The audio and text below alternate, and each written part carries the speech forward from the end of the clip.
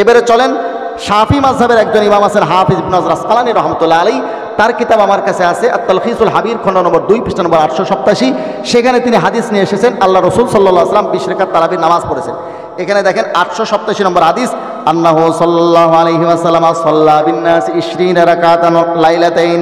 আল্লাহ রাসূল 2 বা 3 রাত যে তারাবির নামাজ পড়েছেন, কয় রাকাত? তিনি বলেন 20 রাকাত।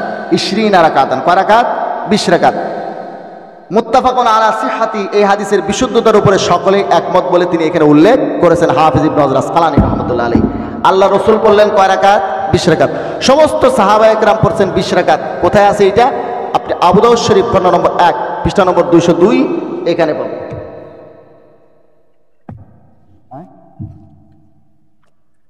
বলে শেষ করে আমি আলোচনাটা শেষ করে দিই, রেকর্ড হচ্ছে তো, এটা রেকর্ড হয়ে পৌঁছবে ওদের কাছে, তখন যা বলবে যে এটা বলে নাই ওটা বলে নাই। এটা হলো কি আবু দাউদ শরীফ খণ্ড নম্বর 1 পৃষ্ঠা নম্বর 202।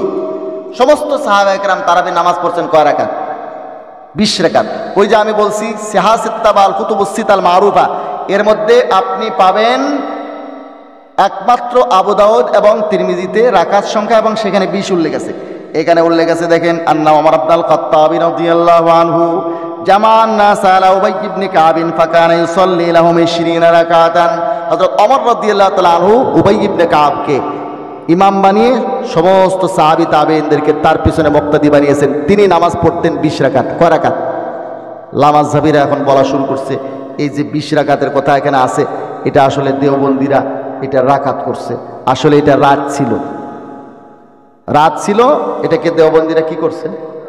আপনি যদি শেষ রাত্রে অজু করার জন্য তাহাজ্জুদ পড়ার জন্য অজু করতে গেলেন পুকুর পাড়ে, আর পাশে দেখলেন একজন শীতকাটা চোর চুরি করে এসে হাত ধুচ্ছে, সে আপনাকে ভাববে তার মতো শীতকাটা চোর, আর আপনি তাকে ভাববেন তাহাজ্জুদ গুজার। কথা ঠিক না? ওরা যে এই ধরনের করে, এই দেখেন তারা তাওহীদ পাবলিকেশনস থেকে যে সহিহুল বুখারী বের করেছে, তাওহীদ পাবলিকেশনসের সহিহুল বুখারীতে তারা 2 নম্বর খণ্ড, যেটা আমার হাতে আপনারা দেখতেছেন তাওহীদ পাবলিকেশনসের সহিহুল বুখারী 2 নম্বর খণ্ড, আমার হাতে যেটা আছে এটা হলো 6ষ্ঠ প্রকাশ জানুয়ারি 2013, 6ষ্ঠ প্রকাশ, তার মানে এর আগে আরো 5 বার ছাপছে। 343 নম্বর পৃষ্ঠায় তারা 20 রাকাতের সহিহ একটা হাদিসকে জাল প্রমাণ করার জন্য কি লিখছে দেখেন, ইয়াহইয়া বিন সাঈদ কর্তৃক বর্ণিত কোনো কথাই সত্য নয় বরং প্রত্যাখ্যাত, কারণ সে হলো মিথ্যাবাদী। সে হলো কি? মিথ্যাবাদী। তাইলে 20 রাকাত তারাবির ওই যে হযরতে ওমর রাদিয়াল্লাহু তাআলা আনহুর জামানাত তারাবির যেই রাকাত সংখ্যা উল্লেখ করেছেন 7 জন, তার মধ্যে একজন ইয়াহইয়া বিন সাঈদ, মুসান্নাফ ইবনে আবি শাইবাতে তার হাদিস আছে, তিনি 20 রাকাতের কথা বলেছেন।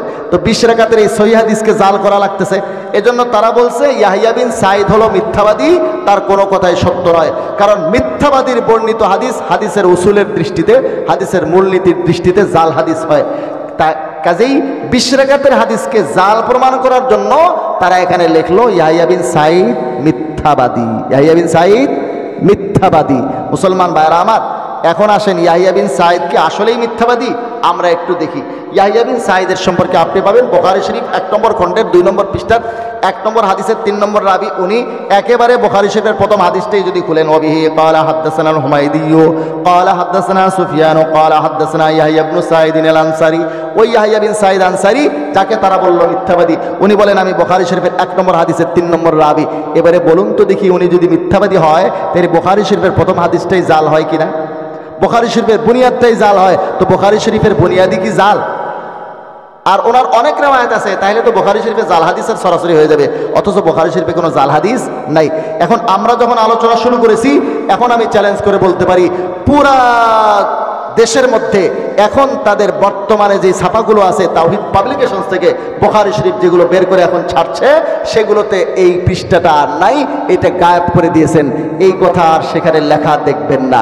আমি বলি গোপনে গোপনে পৃষ্ঠা গায়েব করো কেন? তোমরা জাতির সাথে জালিয়াতি করেছো।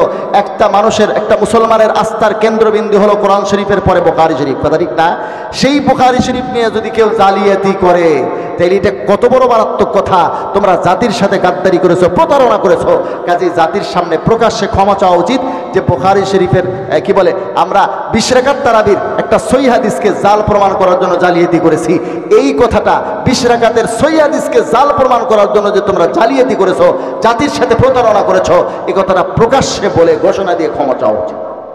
ঠিক না? তারা এই কাজ করে, তো এজন্য তারা মনে করছে আমরা এখানে রাতকে রাকাত করছি। তো আমি দেওবন্দ মাদ্রাসার প্রতিষ্ঠাতাদের 14 গোষ্ঠীরও যখন জন্ম হয়নি, তখনকার একজন লেখকের কিতাব দেখাই, তার সামনে যে আবু দাউদ শরীফ তিনি পেয়েছেন, সেখানে রাকাত ছিল না রাত ছিল, তিনি কি লিখেছেন দেখি। সিয়ারু আলামিন নুবালা একটা কিতাব আমার হাতে, আপনারা দেখবেন। এটা হলো দারুল হাদিস আল কায়রা, মিশর থেকে ছাপা। হাফেজ শামসুদ্দিন জাহাবি রহমতুল্লাহ আলাইহি এই কিতাবটি লিখেছেন, যার জন্ম 673 হিজরিতে, ইন্তেকাল 748 হিজরিতে। তাইলে 673 হিজরিতে তার জন্ম। দারুল দেওবন্দ 1866 ইংরেজিতে প্রতিষ্ঠিত হয়েছে। এখন দেখুন 673 হিজরিতে যার জন্ম, তিনি দারুল দেওবন্দ প্রতিষ্ঠা যারা করেছেন, এই প্রতিষ্ঠাতাদের 14 গোষ্ঠীর জন্মেরও আগে তিনি দুনিয়ার থেকে বিদায় নিয়ে গেছেন। তিনি এমন একজন ব্যক্তি যার কিতাব না পড়লে কেউ মুহাদ্দিস হতে পারে না, হাদিস বিশারদ হতে পারে না। তার সামনে যে আবু দাউদ শরীফ তিনি পেয়েছেন, সেখানে কি লেখা ছিল তিনি লিখেছেন, অফিস সুনানি আবি দাউদা, সুনানি আবি দাউদের মধ্যে আছে, আন ওমর ইবনে আল খাত্তাবি জামা আন-নাস আলা উবাই ইবনে কাব ফি কিয়াম রমাদান ফাকানা ইসাল্লি বিহিম 20 রাকাআতান 20 রাকাআতান 20 রাকাআতান, একদম স্পষ্ট 20 রাকাত রাকাত রাকাত উল্লেখ আছে, ঝকঝকা ছাপা অক্ষরে, মিশরি ছাপা অক্ষরে 20 রাকাত। তাইলে ওনার সামনে যে কিতাবটা ছিল আবু দাউদ শরীফের, সেখানে 20 রাত ছিল না রাকাত? রাকাত। তাইলে বোঝা যায় দেওবন্দিরা এই ধরনের ফালতু কাজ করে না, এটা তাদেরই অভ্যাস আছে। আমরা এখানে রাকাত করি নাই। দেওবন্দ মাদ্রাসা প্রতিষ্ঠাতা যারা আছেন, দেওবন্দ মাদ্রাসার এই প্রতিষ্ঠাতাদের 14 গোষ্ঠীর যখন জন্ম হয়নি, তার আগ থেকে আবু দাউদ শরীফে 20 রাকাত ছিল, 20 রাকাত ছিল, 20 রাকাত ছিল। হাফেজ শামসুদ্দিন জাহাবি, যার জন্ম 673, ইন্তেকাল 748 হিজরিতে, তিনি স্পষ্ট করে এটা লিখেছেন। আমার সামনে যেটা আছে সেখানে 20 রাকাত ছিল, তিনি বলেছেন। কাজেই আমরা এগুলো কাজ করি না, তারাই করে। কাজেই রাকাতকে কেউ যদি রাত করে থাকে, রাতের অন্ধকারে তারাই করছে, রাতের অন্ধকারে তারাই করছে, আমরা এটা করি নাই। মুসলমান ভাইয়েরা আমার, তাহলে প্রমাণ হলো আল্লাহর নবী পড়েছেন কয় রাকাত? সমস্ত সাহাবায়ে কেরাম পড়ছেন কয় রাকাত? 20 রাকাত। আহলে বাইত পড়ছেন 20 রাকাত। আহলে বাইতের ইমাম হযরত আলী, ওনার সম্পর্কে আছে সুনানুল কুবরা লিল বাইহাকি, খণ্ড নম্বর 2, পৃষ্ঠা নম্বর 496। উনি কি করতেন? হযরতে আলী রাদিয়াল্লাহু তাআলার এই আমল দেখলে আপনি আহলে বাইতের আমলও পেয়ে যাবেন। সেখানে আছে উল্লেখ, উনি কি করতেন? রমজানের সময়, এই যে রমজানে ক্বালা দাল কুররা ফি রমাদান, রমজানে হাফেজ কারি যারা ছিলেন তাদেরকে ডাকলেন। ফামারা মিনহুম রাজুলান ইউসাল্লি বিন-নাসি 20 রাকাতান, একজনকে ডেকে বলেন 20 রাকাত তারাবি পড়াবা। উনি কি করতেন? ওয়াকানা আলীউন রাদিয়াল্লাহু তাআলা আনহু ইউতিরু বিহিম, হযরত আলী শেষে যাইয়া বিতির পড়াইতেন। এখন যে ইমাম সাহেবরা শেষে বেতের পড়ায়, এটা তখন থেকে চলতেছে। তাইলে আল্লাহ রসুল পড়তেন 20 রাকাত, সাহাবায়ে কেরাম পড়তেন 20 রাকাত। এরা বলে এটা তো আল্লাহ রসুলের সুন্নত না, ওমরের সুন্নত। আমরা তো ওমরই নয়, কাজেই ওমরের সুন্নত আমরা পালন করব না। এটা কি ওমরের সুন্নত না আল্লাহ রসুলের সুন্নত? ওমর কি নিজের থেকে কিছু করেছেন? তারপরেও আপনি দেখেন তাদের তাওহীদ পাবলিকেশনস থেকে ছাপা সহিহুল বুখারীর 3 নম্বর খণ্ড, সেখানে আপনি পাবেন 610 নম্বর পৃষ্ঠায় 3683 নম্বর হাদিসে স্পষ্ট করে লেখা আছে, আল্লাহ রসুল সাল্লাল্লাহু আলাইহি ওয়াসাল্লামের হাদিস। আল্লাহ রসুল বলেন, ওমর যে রাস্তায় চলে, শয়তান সে রাস্তায় চলতে পারে না। এখানে আছে দেখেন, মা ওয়াল্লাযী নাফসি বিয়াদিহি মা লাকিয়াকা শাইতানু সালিকান ফাজ্জান কত্তু ইল্লা সালাকা ফাজ্জান গায়রা ফাজ্জিকা, শয়তান যখনই কোনো রাস্তায় তোমাকে দেখতে পায়, সে তখনই তোমার ভয়ে এই রাস্তা ছেড়ে অন্য রাস্তা ধরে। হযরত ওমর রাদিয়াল্লাহু তাআলা 20 রাকাত তারাবির রাস্তায় চলেছেন, লামাজ্জাবিরা সেই রাস্তায় চলতে পারে না, কারণ শয়তান হযরত ওমরের রাস্তায় চলতে পারে না। তারা কোন রাস্তায় চলে আপনারা সহজেই অনুমান করতে পারতেছেন। একটা কথা মনে রাখবেন, সমস্ত সাহাবায়ে কেরাম, সমস্ত সাহাবায়ে কেরাম, সমস্ত সাহাবায়ে কেরাম ঐক্যমত্যে যে সিদ্ধান্ত নেন, তার বিরুদ্ধে উম্মতের কারো মতামত ব্যক্ত করার অধিকার থাকে না। এমনকি কোনো মুস্তাহিদেরও না। আমি 3টে উদাহরণ দেই। 1 নম্বর, 20 রাকাত তারাবির ব্যাপারে সমস্ত সাহাবায়ে কেরামের ঐক্যমত্যে সিদ্ধান্ত হয়ে গেছে হযরত ওমরের জামানায়, যার কারণে আপনি দেখবেন ইমাম আবু হানিফা রাহমাতুল্লাহ আলাইহি, ইমাম মালিক রাহমাতুল্লাহ আলাইহি, ইমাম শাফি রাহমাতুল্লাহ আলাইহি, ইমাম আহমদ ইবনে হাম্বল রাহমাতুল্লাহ আলাইহি কেউ কিন্তু 20 রাকাতের বিরুদ্ধে কোনো কথা বলেন নাই, কোনো মুস্তাহিদ ইমাম এই বিষয়ে বলেন নাই। কারণ সাহাবায়ে কেরামের জামানায় যে বিষয়ে ঐক্যমত্যে সিদ্ধান্ত হয়ে যায়, সেই বিষয়ে উম্মতের কোনো মুস্তাহিদেরও কথা বলার, মতামত ব্যক্ত করার অধিকার থাকে না। দ্বিতীয় উদাহরণ, 3 তালাক একসঙ্গে দিলে 3 তালাক হয়ে যায়। বুখারী শরীফের 2য় খণ্ডে 791 নম্বর পৃষ্ঠায় আত-তালাকু মাররাতান ফাইমসাকুম বিমারুফিন আও তাসরিহুম বিইহসান, এই আয়াত এবং 5259, 5260, 5261, তিনটা হাদিস নিয়ে এসে ইমাম বুখারী রাহমাতুল্লাহ প্রমাণ করেছেন 3 তালাক একসঙ্গে দিলে 3 তালাক হয়। এবং এই বিষয়টা হযরত ওমরের জামানায় সমস্ত সাহাবায়ে কেরামের ঐক্যমত্যে সিদ্ধান্ত হয়ে গেছে। অনেকেও মনে করে হয়তো শাফি মাযহাবে 3 তালাকে 1 তালাক, ভুল ধারণা। এই মাসলাতে 4 ইমামের কারো কোনো ইখতিলাফ নাই, যেহেতু সাহাবায়ে কেরামের জামানায় সিদ্ধান্ত হয়ে গেছে, সাহাবায়ে কেরামের সম্মিলিত সিদ্ধান্ত হওয়ার পরে সেই ব্যাপারে কারো কোনো ইখতিলাফ থাকে না। এজন্য আপনি দেখবেন 3 তালাকে 3 তালাক এই বিষয়ে ইমাম আবু হানিফা রাহমাতুল্লাহ আলাইহির ভিন্ন কোনো মত নাই, ইমাম মালিক রাহমাতুল্লাহ আলাইহির ভিন্ন কোনো অভিমত নাই, ইমাম শাফি রাহমাতুল্লাহ আলাইহির ভিন্ন কোনো অভিমত নাই, ইমাম আহমদ ইবনে হাম্বল রাহমাতুল্লাহ আলাইহির ভিন্ন কোনো অভিমত নাই, ভিন্ন কোনো অভিমত নাই উম্মতের কোনো মুজতাহিদের। এই ব্যাপারে ভিন্ন কোনো মতামত যদি থাকে পথভ্রষ্ট মাযহাবী শায়েখদের আছে। ঠিক এরকম ভাবে হযরত ওসমানের জামানায় আজান বৃদ্ধি করা হয়েছে, প্রথম আজান। এই আজানটা সম্পর্কে ইমাম বুখারী রাহমাতুল্লাহ প্রথম খণ্ডের 124 নম্বর পৃষ্ঠার 913 নম্বর হাদিসে উল্লেখ করেছেন। জুমার এই আজানকে তিনি সুন্নত আজান হিসেবে উল্লেখ করেছেন। যেহেতু হযরত ওসমানের জামানায় সমস্ত সাহাবায়ে কেরামের ঐক্যমত্যে সিদ্ধান্ত হয়ে গেছে, যার কারণে এই আজানকে বিদআত বলেন নাই ইমাম আবু হানিফা রাহমাতুল্লাহ আলাইহি, এই আজানকে ইমাম মালিক রাহমাতুল্লাহ বিদআত বলেন নাই, ইমাম শাফি রাহমাতুল্লাহ বিদআত বলেন নাই, ইমাম আহমদ ইবনে হাম্বল রাহমাতুল্লাহ বিদআত বলেন নাই। এটাকে যদি বিদআত বলে থাকে পথভ্রষ্ট মাযহাবী শায়েখরা বলেছে। সমস্ত সাহাবায়ে কেরাম ঐক্যবদ্ধে সিদ্ধান্ত নিয়েছেন 20 রাকাত তারাবির। এর বিরুদ্ধে যেহেতু সাহাবায়ে কেরামের জামানার মধ্যে সিদ্ধান্ত হয়ে গেছে, এর বিরুদ্ধে কেউ কথা বললে বুঝবেন সে ফিতনাবাজ। সে কি? আমরা তারাবির নামাজ কয় রাকাত পড়ব? দলিল বুঝে আসলেও পড়বেন 20, দলিল বুঝে না আসলেও পড়বেন 20। একটা উদাহরণ দিই, এখন আপনি বলবেন দলিল বুঝে আসলেও 20 পড়ব, দলিল বুঝে না আসলেও কেন 20 পড়ব? ওই যে 11 নম্বর বলল, তুমি বুঝো কোনটা আমি লাস্টে বলি, ওটা আগে তুলো। দেখেন, আপনি ঢাকা যাবেন, আমাদের মুফতি হামিদুল ইসলাম সাহেবকে বললেন আমি ঢাকা যাব, টিকিটের দাম কত? আপনি বলেন আমি সেই মোতাবেক টাকা নিয়ে টিকিট করতে যাব। উনি বললেন টিকিটের দাম হলো 500 টাকা। আপনি জিজ্ঞাসা করলেন আমাদের আলমগীর সাহেবকে, উনি বললেন 300 টাকা টিকিটের দাম। আপনি বুদ্ধিমান হইলে কয় টাকা নিয়ে টিকিট করতে যাবেন? 500 টাকা। মাশাআল্লাহ। আর এক জায়গায় জিজ্ঞেস করছি, তারা বলছে 300 টাকা। এরা বোকা, আপনারা আক্কেলপুরের লোকজনের আক্কেল আছে দেখতেছি। 500 টাকা নিয়ে টিকিট করতে যাবেন। আপনি যদি 300 টাকা নিয়ে টিকিট করতে যান আর যাইয়া দেখেন টিকিটের দাম 500, তাইলে আসা যাওয়ার রিক্সা ভাড়াটা ফ্রি ঝাড়ি, টিকিটের দাম নিয়ে যান নাই, আসা যাওয়ার রিক্সা খরচ যেটা আছে এটাও লস হবে, ঠিক না? আপনি টাকা নিয়ে গেছেন 500, যা দেখেন 500 টাকা টিকিটের দাম, তো টিকিট পেয়ে যাবেন। টাকা 500 টাকা নিয়ে গেছেন, যা দেখেন না টিকিটের দাম 300, কয়শো টাকা বাঁচবে? 200 টাকা। এটি কি ওরা জোর করে রাখি দেবে না আপনাকে ফেরত দেবে? ফেরত দেবে। এটা আপনার সফরের পাথেও হিসেবে আপনার কাজে লাগবে, লাগবে না? আপনি তারাবির নামাজ নিয়ে গেছেন 8 রাকাত, আল্লাহ তাআলা বললেন এই বেকুব, তারাবির নামাজ তো 20 রাকাত দিছি আমি, আল্লাহর নবী পড়ছেন 20 রাকাত, সাহাবায়ে কেরাম পড়ছেন 20 রাকাত, হযরত আলী আহলে বাইত সকলেই পড়ছেন 20 রাকাত। আল্লাহর নবী যে সাহাবীদেরকে জান্নাতের সুসংবাদ দিয়েছেন, হযরত ওমরকে জান্নাতের সুসংবাদ দিয়েছেন, তিনি পড়ছেন 20 রাকাত। হযরত ওসমানকে জান্নাতের সুসংবাদ দিয়েছেন, তিনি পড়ছেন 20 রাকাত। হযরত আলীকে জান্নাতের সুসংবাদ দিয়েছেন, তিনি পড়ছেন 20 রাকাত। হযরত হোসাইনকে জান্নাতের যুবকদের সর্দার বলেছেন, তিনি পড়ছেন 20 রাকাত। তুই কোন বেকুব 8 রাকাত নিয়ে আসছিস আর 12 রাকাত পুরাই দে। এই যে 12 রাকাত সুন্নতে মুআক্কাদা তরক করার গুনাহ হবে, সেদিন নবীরা পর্যন্ত ইয়া নাফসি বলতে থাকবে। এই শায়েখদেরকে যারা আমাদের নামাজ চুরি শিক্ষা দেয় তাদেরকে খুঁজে পাবেন এই 12 রাকাত পুরাই দেওয়ার জন্য? যদি আল্লাহ তাআলা বলেন 20 রাকাতের মধ্যে 8 রাকাত নিয়ে আসছো আর 12 রাকাত পুরাইয়া দাও, কোনো ব্যবস্থা হবে? হবে না।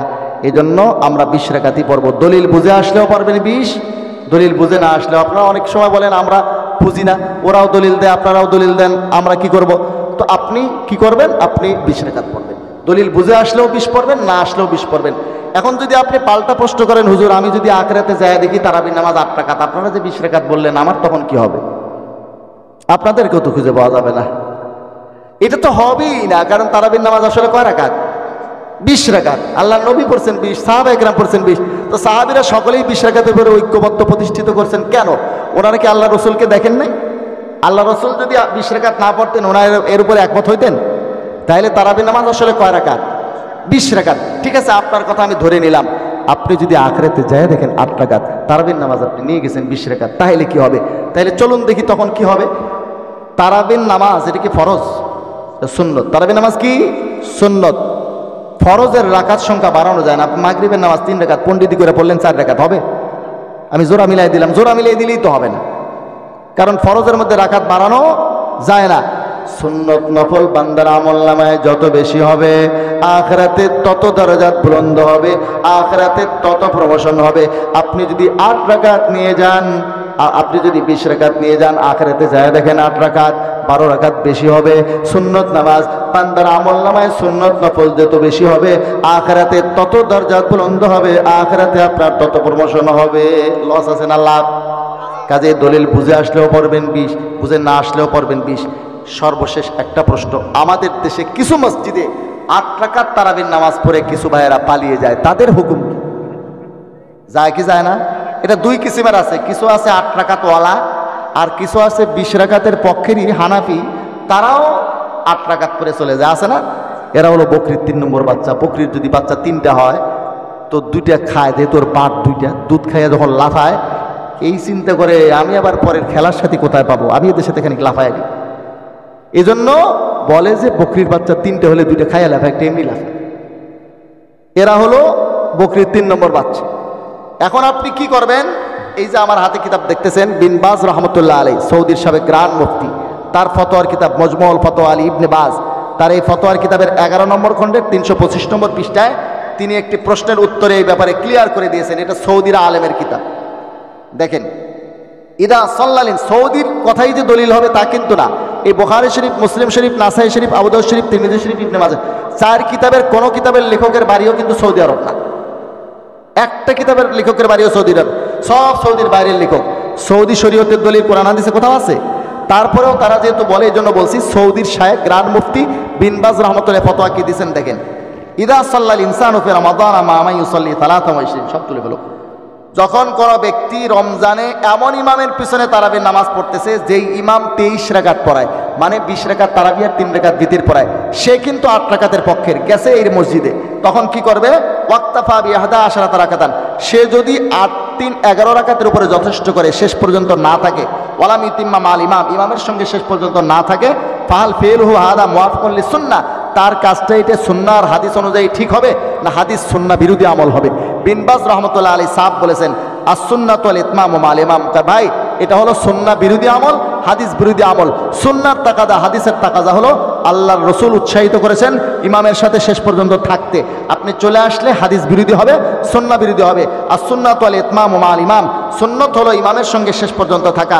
ওয়ালাউ সাল্লা 23 রাকাতান, যদিও ওয়ালাউ সাল্লা 23, যদিও তিনি 23 রাকাত পড়ো, আপনি 8 রাকাতের পক্ষে। বিন বাজকে জানেন? বিন বাজ ওই শায়েখ যিনি 8 20 দুটেরই এখতিয়ার দিতেন, কিন্তু সেই শায়েখ নিজেই বলতেছেন যদি 8 রাকাতের পক্ষেরও আপনি হন আর 20 রাকাতের ইমামের পিছনে দাঁড়ান, তাইলে আপনি ওই ইমামের পিছনে 23 রাকাত কমপ্লিট করে আসতে হবে, এর আগে আসতে পারবেন না। যদি আসেন, এটা সুন্নাহ বিরোধী আমল, হাদিস বিরোধী আমল। কেন? তিনি হাদিস দিয়ে দলিল দিয়েছেন, যেটা তিরমিজি শরীফের 734 নম্বর হাদিসে পাবেন, মান কামা মাল ইমামি হাত্তা ইয়ানসারিফা, আল্লাহ রাসূল বলেছেন, যে ব্যক্তি ইমামের সঙ্গে দাঁড়ালো এবং শেষ পর্যন্ত থাকলো, কাতাবাল্লাহু লাহু কিয়ামা লাইলাতিন, আল্লাহ তাআলা তার আমলনামায় সারা রাত ইবাদত করার সওয়াব লিখবেন। আপনি যখন চলে আসলেন, আল্লাহ রাসূলের এই হাদিসের বিরোধী হয়ে গেল। কাজেই হাদিস বিরোধী আমল করে কোনোদিন আহলে হাদিস হওয়া যায় না। আল ফিতনাতু আকবারু মিনাল কাতল। আপনি মসজিদগুলোর চেহারা দেখিয়ে 8 রাকাত পরে যখন চলে যায় মানুষ, কিরকম একটা বিভীষিকা বা অবস্থা হয়, ঠিক না?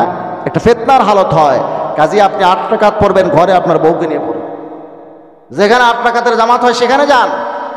20 রাকাতের ইমামের পিছনে দাঁড়াইলে বিন বাজের ফতোয়া হলো আপনি মাঝখানে চলে আসবেন। আল্লাহ রসুলের হাদিসে এটা নিষেধ আছে। আল্লাহ রসুল বলেছেন শেষ পর্যন্ত থাকতে। কাজে এই হাদিসের মধ্যে আল্লাহ রসুল বলেন শেষ পর্যন্ত থাকো। আল্লাহ রসুল তারগীব দেন, উৎসাহিত করেন শেষ পর্যন্ত থাকতে। আপনি মাঝখানে চলে আসলে হাদিস বিরোধী, সুন্নাহ বিরোধী আমল হবে।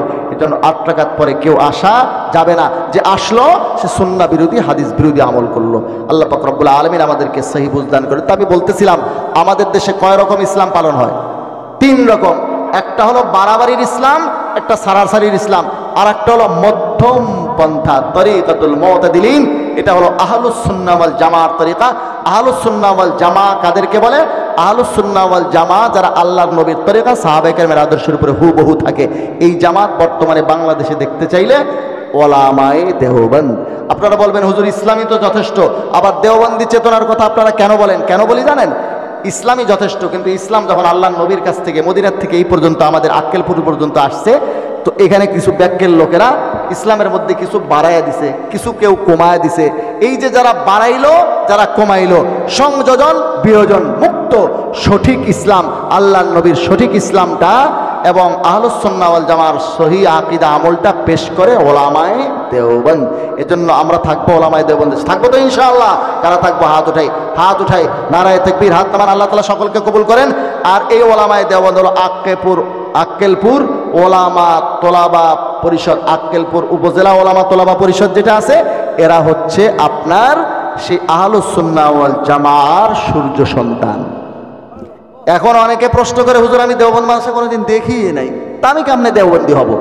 হযরতুল উস্তাদ মুফতি সাঈদ আহমদ পালনপুরি রহমতুল্লাহ বলতেন, কেউ যদি আহলুস সুন্নাহ ওয়াল জামার সহি আকীদা আমলের উপরে, আল্লাহ রসুলের সুন্নাহ সাহাবায়ে কেরামের আদর্শের উপরে হুবহু থাকে, আহলুস সুন্নাহ ওয়াল জামা একটা বৈশিষ্ট্যগত নাম, তো আহলুস সুন্নাহ ওয়াল জামার বৈশিষ্ট্য বা আকীদা আমলের উপরে কেউ যদি প্রতিষ্ঠিত থাকে, সে যদি দেওবন্দের নামও কোনোদিন না শোনে, দেওবন্দের পড়া দূরে থাক, সে 7 সমুদ্র 13 নদীর ওপারে থাকলেও সে দেওবন্দি।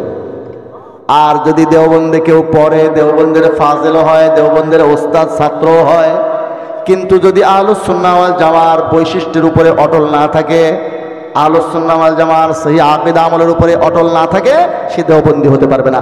আহলুস সুন্নাহ ওয়াল জামার আকীদা যা, দেওবন্দীদের আকীদাটাই।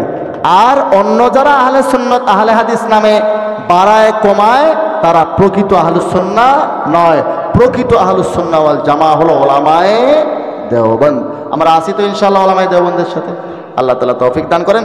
এই সঠিক পথটা চেনানোর জন্য আক্কেলপুর উপজেলা ওলামা তোলাবা পরিষদ এই উদ্যোগ নিয়েছেন, ইসলামী সম্মেলন করেছেন। ভালো উদ্যোগ না খারাপ উদ্যোগ? এটা ধারাবাহিকভাবে চলা উচিত না ভাই? আল্লাহ তাআলা এটাকে কবুল করেন, সব সময়ের জন্য এই মাহফিলগুলো চালু রাখেন। আমরা দোয়া করি। দোয়া আব্দুল হামিদুল ইসলাম সাহেব করবেন।